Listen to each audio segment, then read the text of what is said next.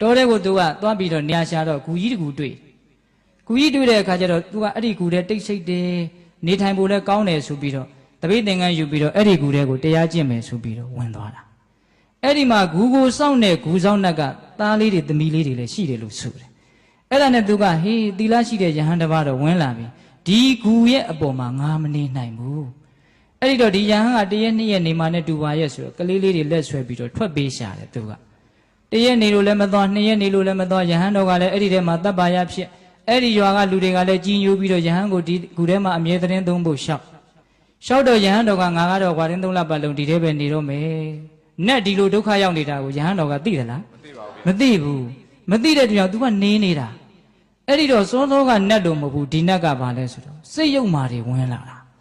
ာဒီယဟန်ကိုဒီကူတဲကမနေနိုင်အောင်ငါဘယ်လိုလုပ်မလဲယဟန်ကသီလကလည်းသိစင်ကြတော့သူ့ကိုငါနှင်ပြစ်နိုင်တဲ့အစွမ်းလည်းငါမှမရှိဒီယဟန်မှာသီလဘယ်နာကပြက်တယ်လဲဆိုပြီးတော့သေးသေးချာချာလိုက်ရှာတာယဟန်ဖြစ်တဲ့အခါ तू ဘာတွေလုပ်ခဲ့လဲလိုက်ကြည့်တယ်နတ်မျက်စိနဲ့ကြည့်တာနော်တခါကြီးတို့အဲ့ဒါဘာအပြစ်မှမတွေ့ဘူးတဲ့ဗျာအံ့ဩစရာတောင်ကောင်းရောအဲ့ဒီလိုတန်ဃာမျိုးကိုကြီးညိုရတာဟာတခါကြီးဒီကမကြီးများအကျိုးမများဘူးလားများပါတယ်ဗျာကြားလိုက်ရတာနဲ့စိတ်ထဲမှာမကြည်လင်ဘူးလားကြည်လင်ပါတယ်ဗျာအေးတန်ဃာနုတ္တိဆိုတာဒါမျိုးပြောတာသူ့မှာအပြစ်တွေဟာယဟန်ဖြစ်ကြတဲ့ကစားဘာမှမရှိဘူးဘာမှမတွေ့တော့ဒီနတ်ကဘာမှမလုပ်နိုင်ဘူးဒီယဟန်ကိုအဲ့ဒါနဲ့ဒီယဟန်ရဲ့အပြစ်ကိုပဲအမြဲတမ်းရှာနေတယ်အကြားအပေါက်ကိုအမြဲတမ်းရှာနေတယ်တဲ့စာလို့ပြောရတော့သိလားအပေါက်ကလေးအကြားလေးတွင်သူဝင်မှာအဲ့ဒီကနေပြီးတော့ဘာအကြားဘာအပေါက်မှမတွေ့ဘူး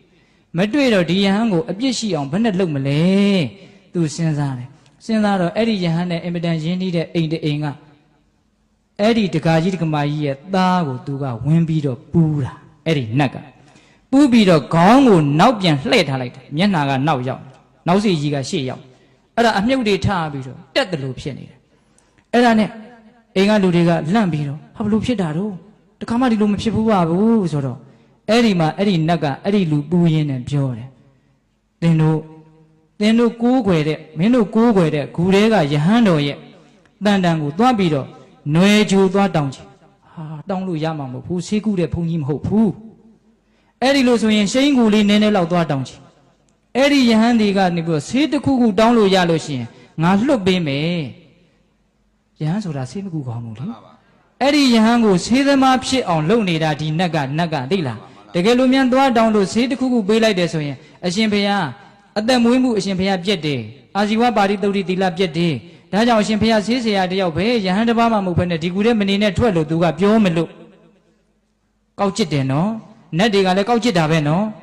်အဲ့ဒါနဲ့သူကအဲ့လိုပြောတော့ဟာအရှင်ဘုရားတပည့်တို့ကိုးကွယ်တဲ့ယဟန်ကအဲ့လိုဆေးကူတဲ့ဘုန်းကြီးမျိုးမဟုတ်ဘူးဖေ။အဲ့ဒီလိုဆိုလို့ရှိရင်မနဲ့ဖြန်ခါမှာအဲ့ဒီယဟန်ဆုံးခံကြွလာတော့အဲ့ဒီယဟန်ရဲ့ခြေထောက်ကိုရေဆေးပြီးတော့အဲ့ဒီခြေဆေးရည်လေးကိုသင်သားရဲ့ခေါင်းပေါ်ကိုတော့သင်လောင်းနိုင်တယ်မဟုတ်လားတဲ့။အဲ့ဒါလို့တော့တပည့်တို့လောင်းနိုင်ပါလေဖေ။အေးအဲ့လိုဆိုရှိစေ။နောက်နေ့ကျတော့အဲ့ဒီနတ်ကလည်းအဲ့ဒီလိုပြောပြီးတော့ထွက်သွားရော။နောက်နေ့ကျတော့ယဟန်တော်ကအိမ်ဆုံးခံကြွတော့ရှင်ဘုရားခဏလောက်ရပ်ပါအောင်ဖေ။တခါကြီးတွေကသူ့အထာနဲ့သူလေအဲ့ဒါနဲ့ရေလေးတစ်ခွက်ယူလာပြီးတော့ယဟန်တော်ရဲ့ခြေထောက်ပေါ်ကိုရေလောင်းချအောက်ကကြလာတာလေးကိုခွက်ကလေးနဲ့ခမ်းပြီးတော့ဘုန်းကြီးရဲ့ခြေဆေးရေပေါ့နော်အဲ့ဒါကိုခုနတုန်းကစောစောကတက်အောင်အလုတ်ခံရတဲ့သားရဲ့ခေါင်းပေါ်ကိုလောင်းချယဟန်ကဘာလို့မှမသိဘူးရပါတယ်လောင်းတာနဲ့တော့အပြစ်လည်းမရှိဘူးလေသူကဘာမှတော့မသိဆေးကူကျင်တာလည်းမဟုတ်ဘူးဘာမှမသိဘူးအဲ့ဒါနဲ့သူအဲ့လိုနေပြီးတော့ဇွန်းခံပြီးတော့ဂူထဲပြန်ကြွလာတော့နတ်ကပိုင်ပြီပေါ့လေဟုတ်လားနတ်ကတခါတည်းရှေ့ကနေပြီးတော့ခေါင်းထောင်ပြီးတော့မတ်နဲ့သိလားဆေးဆရာကြီးငါရဲ့ဂူထဲကိုမဝင်ပါနဲ့ဟာဒုက္ခပဲယဟန်ကစဉ်းစားတယ်ငါလည်းဘယ်တော့မှဘယ်သူ့ကိုမှဆေးမကုလိုက်ရပါဘူးတခါယူမိုက်မြအဲ့ဒါနဲ့ယဟန်ကပြန်စဉ်းစားတယ်ဟာငါဘယ်တော့မှဆေးကုလို့တော့ဘာအခုမှမသိကြရင်ဆောင်းနေတာလေသင်ရဲ့တကားအိမ်ကကလေးကိုလေယောဂပြောက်အောင်သင်ရဲ့ခြေစည်းရည်ကိုသင်ပေးခဲ့တာအဲ့ဒါဆေးကုတာမဟုတ်လားအဲ့တော့ယဟန်ကစဉ်းစားတယ်ဒီနတ်ကငါ့ကိုလိုက်ပြီးတော့အပြစ်ရှာနေတဲ့နတ်ပဲငါမှာဓာတ်ထက်ကြီးတဲ့အပြစ်ကိုရှာမတွေ့လို့ဒီအပြစ်ကလေးကို तू တွေ့တာကိုကြည်စံယဟန်ဖြစ်ကြတဲ့ကစားငါကသိစင်ကြယ်တဲ့ငါပဲနတ်တယောက်ရဲ့တကိုးနဲ့ငါရဲ့အပြစ်ကိုရှာတာတောင်မှဒီနတ်မတွေ့ရှာဘူးနတ်ပြောတဲ့စကားကိုအခြေခံပြီးတော့သူ့အကြောင်းသူဘာလုပ်နေတာတုံးပြန်စဉ်းစားနေတာဟုတ်လားကြည်စံဘာမှအပြစ်မရှိလို့သူခမ ငါ့ကိုအပြစ်မရှိအပြစ်ရှာပြီးတော့ခြေသေးရည်ဖြစ်အောင်လုပ်ရတယ်ငါတကယ်စင်ကြယ်တာပဲဟုတ်တယ်စင်ကြယ်တယ်အဲ့ဒီစင်ကြယ်တာကိုစဉ်းစားလိုက်တော့ကောင်းတာစဉ်းစားတော့ပီတိဆိုတာဖြစ်လာပီတိဖြစ်လာရင်ပတ္တိအေးချမ်းမှုဖြစ်လာတယ်အေးချမ်းမှုဖြစ်လာရင်ဒုက္ခဆိုတာဖြစ်တယ်ဒုက္ခဖြစ်ရင်တမာတိဆိုတဲ့တည်ငြိမ်မှုဖြစ်လာတယ်တမာတိဖြစ်ရင်တမာတိရဲ့အကျိုးဆက်ကပညာပညာဖြစ်ရင်မဲ့ဉဏ်ဘုံဉဏ်ဝိဇ္ဇာဥမ္မုတ္တိရရောအဲ့ဒီနာနဲ့ရက်ပြီးတော့သူ့ရဲ့ကောင်းခွက်ရိုးရိုးပြောမယ်နော်သူကောင်းတဲ့အကြောင်းကိုစဉ်းစားဆင်ခြင်ရင်းနဲ့ဘာဖြစ်သွားတာလဲယဟန္တာဖြစ်သွားတာအားကြရမကောင်းဘူးလားဒါကြောင့်ကိုယ့်ရဲ့ကောင်းတာကိုစဉ်းစားရင်ကိုတကယ်ကောင်းတာကိုသိတဲ့အတွက်ကြောင့်အားအင်မတန်ဖြစ်တယ်ဒါပေမဲ့အဲ့ဒီကောင်းတာလေးကလည်းလက်စုပ်လက်ကင်ပြနိုင်ဖို့အတွက်ကောင်းထားဖို့တော့လိုတယ်နော်ဟုတ်လားတခါကြီးမိုက်မြဒါကြောင့်ဒီနေ့ကစပြီးတော့ငါ၅ပါးသီလကိုနည်းနည်းလေးမှအပြောက်အစွန်းမရှိသေးရဘူးအချားအပေါက်မရှိသေးရဘူးအဲ့ဒါလို့တခါကြီးဒီမိုက်မြဦးစင်းအကြံပေးခြင်းတယ်သိလား9ရက်လောက်အဋိဌံပြီးတော့လှုပ်ကြည့်လိမ့်လေတဲ့စကားမပြောဘူးအရက်သေးသားမတောက်ဘူးဟုတ်လား9ရက်နိုင်သွားပြီဆိုရင်နောက်ထပ်ငါ15ရက်လောက်လှုပ်ကြည့်